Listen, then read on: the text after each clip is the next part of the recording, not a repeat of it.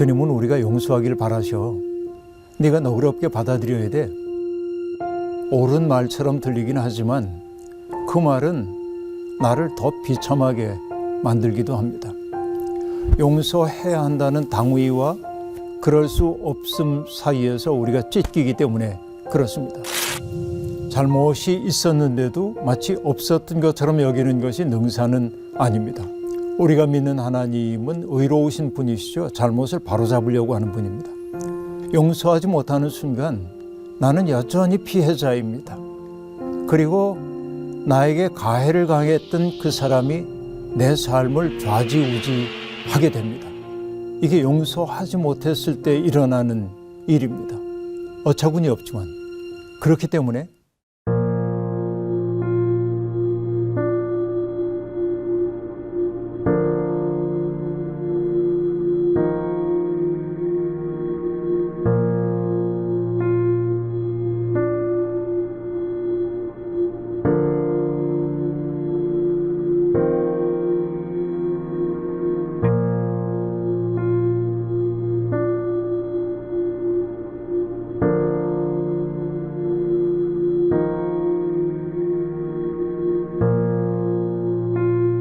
어려운 주제입니다.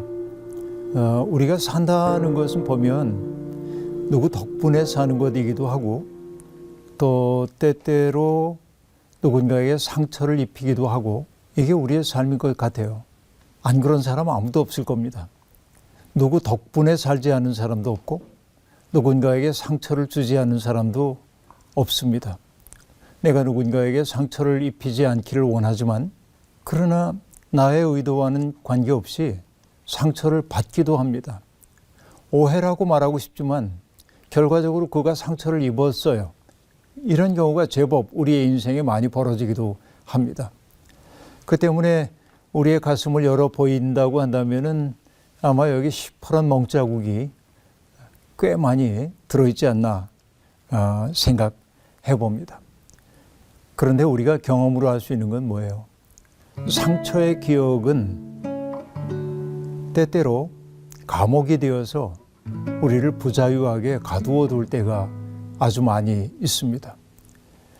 그래서 꽤 많은 사람들이 어른이 되어서 그냥 자기의 인생을 이렇게 사는데 어느 한순간 남들이 보기에는 아무것도 아닌 문제인데 너그럽게 웃고 넘어갈 수 있는 문제인데 어떤 사람이 예기치 않았던 반응을 보일 때가 있습니다. 그건 왜 그럴까요? 그 사람의 의식의 층위에 드러나지 않던 무의식 속에 있었던 어떤 어두운 기억이 그 순간에 그를 확고하게 잡아챘기 때문에 그렇습니다. 다시 얘기하면은 그 상처받았던 기억들, 그 때문에 나 스스로를 부끄럽게 여겼던 그런 기억들이 내장되어 있다가 어떤 계기에 그게 의식의 표면으로 떠올라올 때 그것이 폭력적 방식으로 내 삶을 휘감고 감싸고 우리를 옥죄고 이런 경험을 우리가 제법 많이 하며 살게 되죠. 그런데 너무나 많은 기독교인들이 말합니다. 피해를 입은 사람을 바라보면서 주님은 우리가 용서하기를 바라셔. 다 용서해. 네가 너그럽게 받아들여야 돼. 하고 얘기합니다. 그 사람은 아직은 받아들일 수도 없고 용서할 수도 없는데 그런 말을 하는 순간 옳은 말처럼 들리긴 하지만 그 말은 나를 더 비참하게 만들기도 합니다. 용서해야 한다는 당위와 그럴 수 없음 사이에서 우리가 찢기기 때문에 그렇습니다. 기독교인들은 함부로 아이디얼한 삶을 누군가에게 요구해서는 안 됩니다. 누군가에게 용서하라고 말하기 전에 그 상처의 기억을 갖고 있는 사람이 그 상처를 의식하고 직면하고 그것을 극복할 수 있을 때까지 기다려줄 줄 아는 여유가 무엇보다도 필요하다는 생각이 일단은 들어요. 그런 시간조차 주지 않고 너 믿는 사람이잖아. 이렇게 용서해야지. 이렇게 말하는 것은 오히려 그의 상처를 손톱 같은 거로 긁어가지고 피가 흐르도록 만드는 것이라고 얘기할 수 있습니다. 저는 어떤 경우에도 누군가에게 용서해버려 이렇게 얘기 못합니다. 왜냐하면 그거는 그가 해야 할 문제이지 내가 강요해야 할 문제는 아니기 때문에 그렇습니다. 화해나 용서도 강요되어서는 안 된다. 그러나 우리는 용서를 결국은 할 수 있어야 합니다. 이건 우리의 목표이기도 합니다. 왜? 용서하지 못하는 기억은 우리를 확고하게 사로잡는 부정적 의식이 될 수 있기 때문에 그렇습니다. 용서하지 못하는 순간 나는 여전히 피해자입니다. 그리고 나에게 가해를 당했던 그 사람이 내 삶을 좌지우지하게 됩니다. 이게 용서하지 못했을 때 일어나는 일입니다. 어처구니 없지만 내게 용서받지 못할 일을 저질렀던 사람은 편안하게 사는 것처럼 보이는데 오히려 피해자인 나는 더 큰 고통 속에서 방황하게 되기도 하는 거죠. 이게 인간의 어떻게 보면 불합리함이라고도 얘기할 수 있겠습니다. 우리가 용서를 해야 하는 까닭은 자유로워지기 위해서 그렇습니다. 더 이상 피해자로 머물지 않기 위해서라도 용서할 수 있어야 하죠. 우리가 영어로 용서하다라고 하는 게 forgive 이잖아요. 글쎄 그게 어원적으로 어떤지 모르겠습니다만 그저 나눠서 생각해 보면 for 뭐뭐 위하여 give 주는 것이죠. 내가 누군가를 용서한다고 하는 것은 그에게 선물을 주는 행위일 수 있습니다. 근데 용서가 우리에게 주는 또 다른 선물은 뭐냐면 forget, 잊어버리는 것이에요. 나에게 상처를 주었던 그 사람이 더 이상 내 삶을 좌지우지 못하도록 만드는 것, 이것도 용서가 우리에게 주는 힘이라고 볼 수 있습니다. 유대인들은요, 그들의 명절 가운데 굉장히 큰 명절이 대속죄일이라고 얘기하는 욤키푸르라고 하는 게 있습니다. 그날이 되면 1년 동안 저질렀던 모든 죄를 하나님 앞에 용서해달라고 청하고 용서함을 받는 그런 날이에요. 대속죄일 전날 사람들은 대속죄일을 맞기 위해 하나님 앞에 기도를 합니다. 하나님 앞에서 맹세했던 그런 일들을 무효화해달라고 하나님께 청합니다. 나는 다시는 그 사람 안 볼 거야.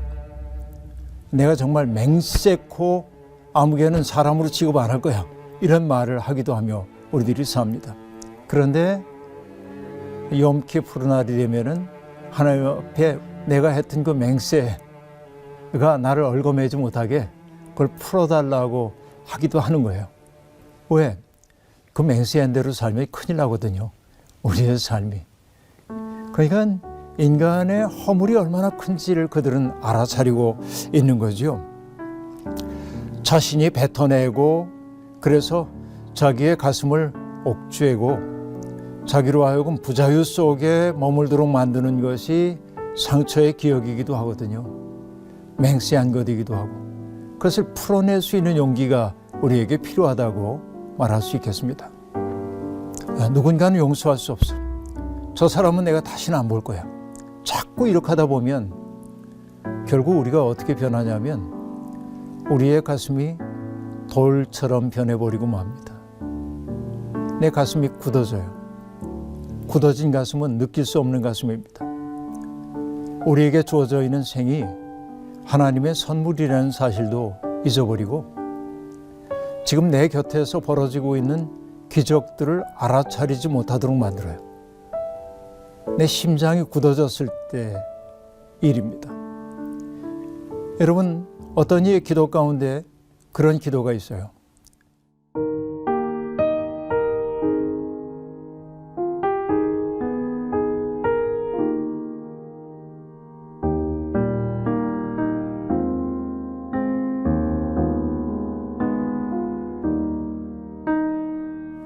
우리는 지금 주변에서 벌어지는 기적들을 알아차리지 못한 채 앞 못 보는 사람처럼 길을 걸어가고 있습니다. 이런 고백이 있단 말이에요. 그러니까 돌처럼 굳어버린 그 가슴은 점점 나로 하여금 세상의 아름다움을 향유하지 못하도록 만듭니다. 누군가를 용서하라고 강요할 수는 없지만 누군가를 용서하지 못하는 것이 내 속에서 굳어지게 되면 나는 딱딱하게 굳어버린 사람이 되어버립니다. 에스겔이 하나님 앞에 보았던 비전 가운데 그런 게 있죠. 돌처럼 굳어버린 마음을 제거해버리고 새살과 같은 마음을 심어주시겠다고 하는 하나님의 꿈 이야기가 에스겔서에 등장합니다. 그렇죠. 누군가를 용서한다고 하는 것은 그를 위해 용서하는 것이기도 하지만은 내 가슴 속에 있는 돌들이 도련해지고 새살과 같은 마음으로 새로운 삶을 살 수 있도록 기회를 만들기 위함이기도 한 것이죠. 이게 우리가 결국은 용서해야 한다고 성경이 말하고 있는 까닭이에요. 그러니까 피해자로 살지 말라고 하는 이야기일 겁니다.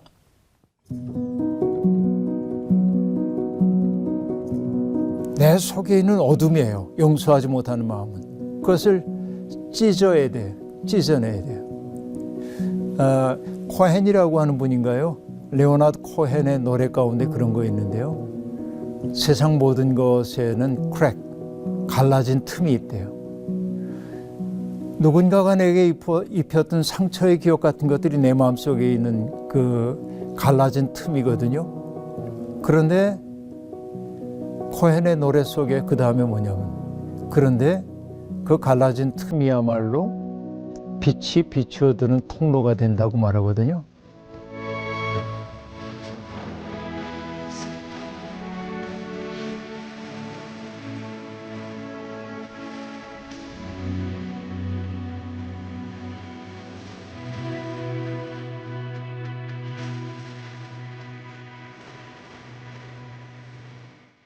그러니까 때때로 내가 용서할 수 없었던 어떤 일들이 나를 괴롭히긴 하지만은 그러나 그 경험을 잘 극복하게 될 때 내 속에 빛이 비춰들게 되고 결국은 우리가 어느 자리에 가야 하냐면 내가 입었던 것과 같은 상처 입은 사람들과 연대하고 그들을 자유롭게 만들고 일으켜 세우고 지지해주고 그런 자리에까지 갈 수 있어야 하고 또 그렇게 누군가에게 상처를 입히는 사람들이 힘을 쓰지 못하는 세상 만들기 위해 연대하기도 해야 하고 이런 것들이 무엇보다도 중요하다고 볼 수 있습니다.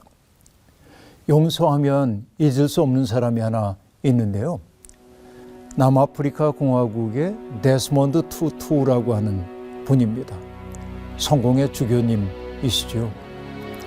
남아프리카 공화국은 아파르타헤이트라고 하는 백인들에 의해서 흑인들이 정말 차별을 받았던 나라잖아요. 지금은 이제 그럴 수가 없는 세상이 되었습니다만 이거 얼마나 많은 어려움을 겪습니까? 넬슨 만델라가 대통령이 되었을 때 이 데스몬드 투투와 함께 만들었던 것이 진실과 화해 위원회를 만듭니다.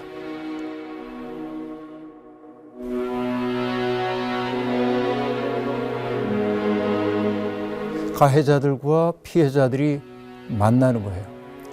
가해자들이 자기의 죄를 참회하고 용서를 청할 때 피해자들이 용서해 줌으로 사법적 처리를 하지 않는 그런 위원회였습니다.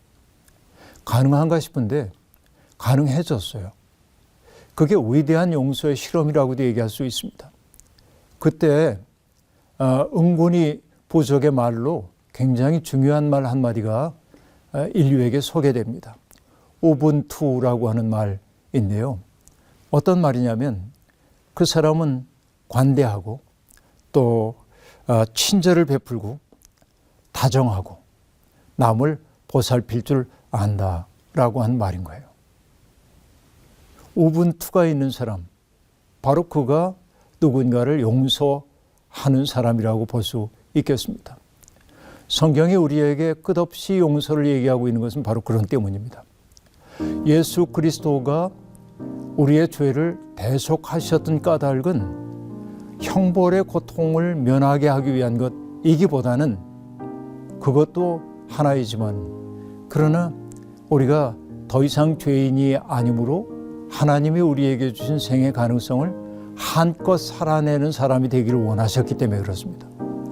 그러니까 우리가 용서를 받았다고 하는 것은 우리의 삶을 하나님 앞에서의 삶으로 향유하며 살 수 있도록 하기 위한 하나님의 선물이기도 한 것이죠. 용서는 언제나 어렵습니다. 그렇기 때문에 강요되어서는 안 되지만 그러나 용서를 하지 않으면 자유로움이 없기 때문에 우리는 결국 용서의 자리까지 가야 하고 그럴 수 있기 위해서는 나와 가해자의 관계 속에서만 자기들을 바라보지 말고 하나님이라고 하는 더 큰 세계 속에서 바라보면서 그 하나님의 큰 사랑 속에서 피차 녹아지기를 소망하고 기도할 때 용서의 용기도 우리 속에 생겨나지 않을까 생각해요.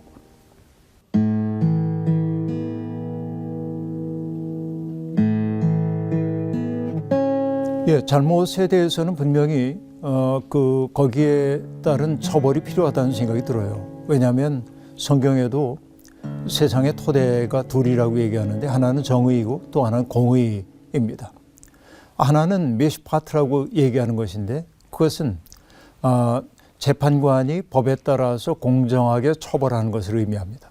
그렇죠. 그러니까 잘못이 있었는데도 마치 없었던 것처럼 여기는 것이 능사는 아닙니다.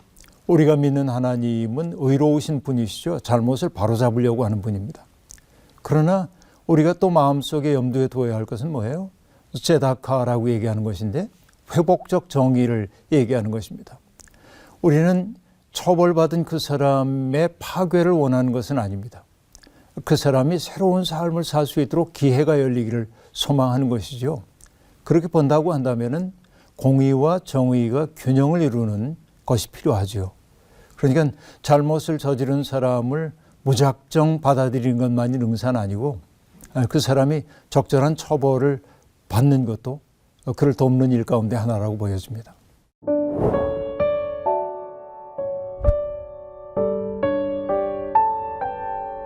물론 이제 어떤 사람들은 무작정 용서를 받음으로 변화되는 사람도 있는 것이죠.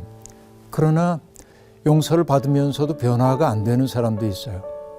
오히려 처벌을 받음으로 자기의 삶을 돌이켜봐야 할 때도 있는 거죠. 저는 이게 이제 중요하다는 생각이 듭니다. 잘못을 잘못으로 일깨워줘야 돼요. 그러니까 꼭 법적 처벌만을 지금 제가 얘기하고 싶지는 않아요. 그런데 그가 자기의 잘못을 잘못으로 인식할 수 있도록 해주는 것은 매우 중요한 일이라는 생각이 듭니다. 어느 신학자가 그런 얘기를 했어요. 이 빵을 이제 한 덩어리가 이 앞에 있습니다. 근데 이게 빵의 이름이 뭐냐? 사랑이에요. 사랑이란 빵입니다. 빵을 잘랐을 때 단면은 정의가 되어야 한다고 얘기합니다.